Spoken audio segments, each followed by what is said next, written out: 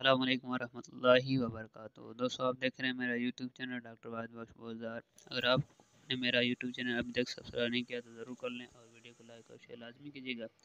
آج کی ویڈیو میں آپ کو بتائیں گے کہ ٹوتھ کلر فلنگ جو ہوتی ہے وہ کس طرح کی جاتی ہے، ان کے سم کیسز وغیرہ میں آپ کو بتاؤں گا۔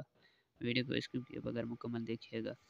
دوستوں، پریشان ہونے کی بات نہیں ہے۔ اگر آپ کا ٹوتھ فریکچر یا کیریز وغیرہ جو لگتی ہے، ایک قسم کی بلیکش اسپاٹ وغیرہ بنتے ہیں جس کی وجہ سے ہمارا ٹوتھ کافی لاس ہو جاتا ہے، اگر وہ آپ کو بیماری وغیرہ لگی ہوئی ہے تو آپ پریشان نہ ہوں۔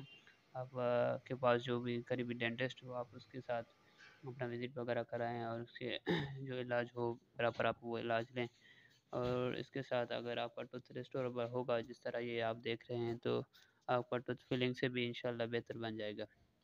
اس میں مختلف شیڈ وغیرہ کے حساب سے فلنگ آتی ہے، A2 A1 جو بھی آپ کا ٹوتھ کا کلر ہوگا وہی اسی حساب سے فلنگ وغیرہ بھی آتی ہے۔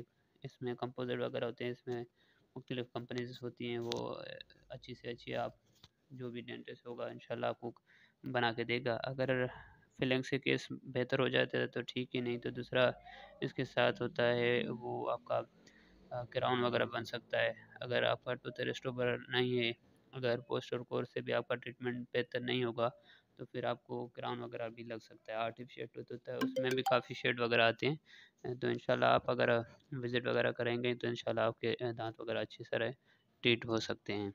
دوستو، اگر میری ویڈیو آپ کو پسند آئی ہے تو ویڈیو کو لائک اور شیئر لازمی کریں اور میرے یوٹیوب چینل ڈاکٹر واحد بخش بوزدار کو لازمی سبسکرائب کریں۔ اپنا خیال رکھیے گا۔ اللہ حافظ۔